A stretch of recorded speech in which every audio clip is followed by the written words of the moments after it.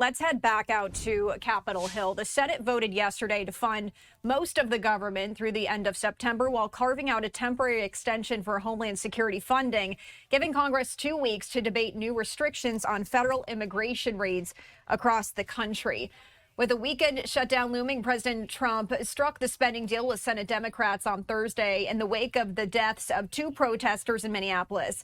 Democrats said they would not vote for the larger spending bill unless Congress considers legislation to unmask agents, require more warrants, and allow local authorities to help investigate any incidents. As lawmakers in both parties called for investigations into the fatal shootings, President Trump said he didn't want a shutdown and negotiated the rare deal with Schumer.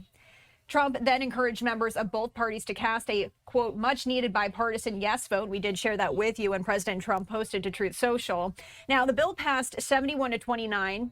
It will now head to the House, which is not due back until Monday. That means the government is in a partial shutdown temporarily over the weekend until they pass it. Speaker Mike Johnson, who held a conference call Friday with GOP lawmakers, said he expects the House to vote Monday evening. But what is uncertain right now is how much support there will be for the package.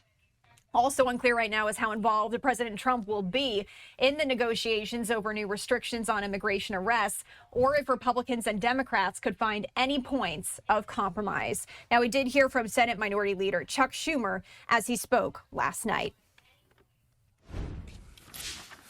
The American people are demanding Congress step up and force change. This weekend, Senate Democrats joined the American people in demanding real change when it comes to ICE and its behavior. On Saturday night, I announced we would not provide the votes to proceed to government funding and to the government funding bill if the DHS funding bill was included. Some may have thought we were not serious, that this was mere theater and business could proceed as usual. Well, as snow fell across Washington on Sunday, Republicans announced they would continue as planned with their government funding bill. They thought they could stonewall us.